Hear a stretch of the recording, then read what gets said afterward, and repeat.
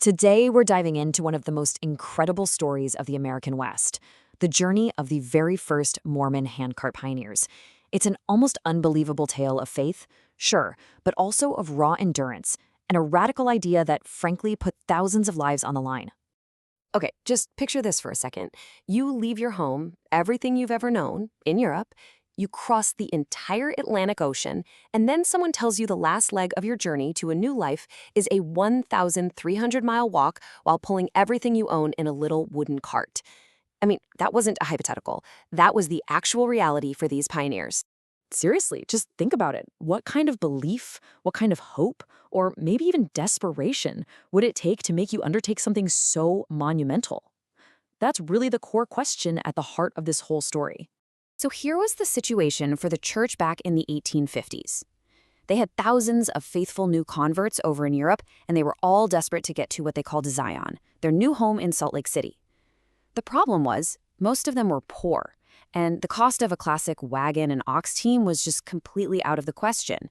So their dream was stuck an entire ocean and a continent away. Then, from the very top, came this truly radical solution. At a time when westward expansion was defined by the covered wagon, the idea was shockingly simple. Just forget the expensive wagons. Let the people walk.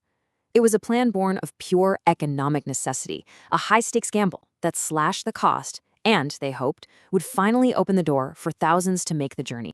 But, an experiment this bold needs a leader. It needs someone willing to take that very first, very uncertain step. For this journey, that man was a missionary serving in England named Edmund Ellsworth, who was about to find himself at the dead center of this unprecedented plan.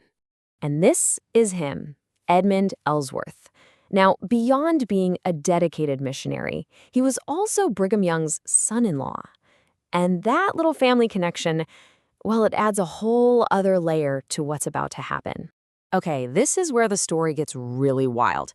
In May of 1855, long before any official plans were announced, Ellsworth has this incredibly powerful dream. Not once, but 3 times in the same night.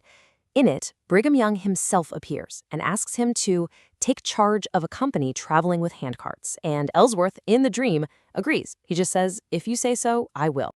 So you might think, okay, it's just a dream, but then this happens. About 6 weeks later, a letter arrives all the way from Salt Lake City. It's from Brigham Young. Incredibly, the letter mirrors the language of his dream almost word for word, asking him the very same question. Just like that, a spiritual call had become a very, very real-world assignment.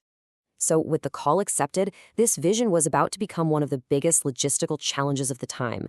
The handcart plan was no longer just a dream. It was time to actually put it into motion. So who were the first to answer the call? 274 people.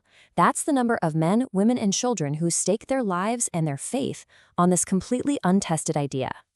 And for all those people, they would have just 55 handcarts to carry all their food, their tents, and all their worldly possessions. And get this, each person was only allowed 17 pounds of luggage. That's it. Think about that. It meant leaving behind family heirlooms, extra clothes, pretty much everything. This sacrifice began before they even took their first step. And the journey that lay ahead of them? A staggering 1,300 miles, from Iowa City all the way to the Salt Lake Valley. Now, this is the really crucial point.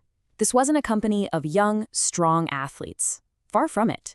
The call had specifically gone out to the most vulnerable, the elderly, the weak, and the infirm. This was the test group.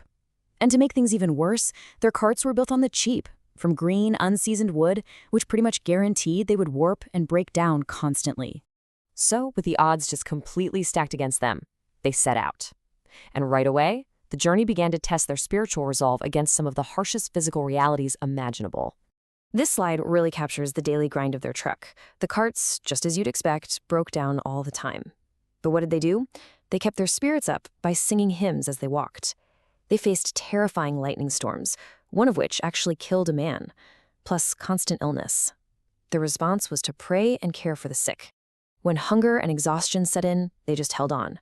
There's even this incredible story about an ox dying, only for a lone steer to just appear on a hill.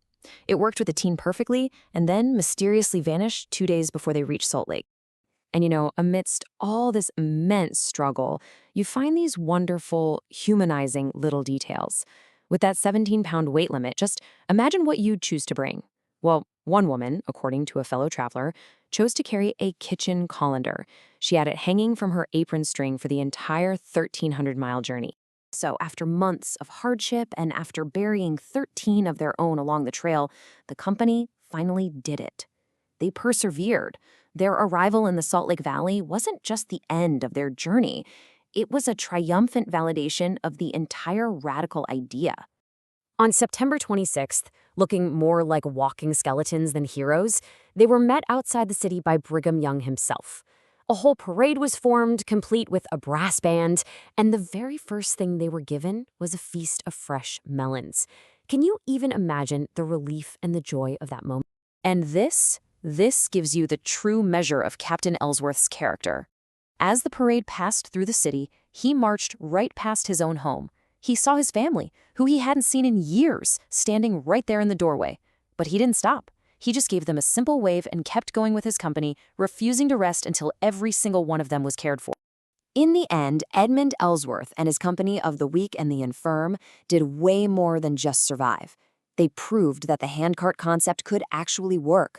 Their success, against all odds, is what opened the door for 9 more handcart companies and thousands of other emigrants to follow in their footsteps. Which leaves us with a final thought. 13 people in this company died. They faced unimaginable hardship, yet their arrival was celebrated as this massive triumph. It makes you wonder, is a successful journey just about reaching the destination, or is it measured by the faith and the sacrifice it takes to even get there?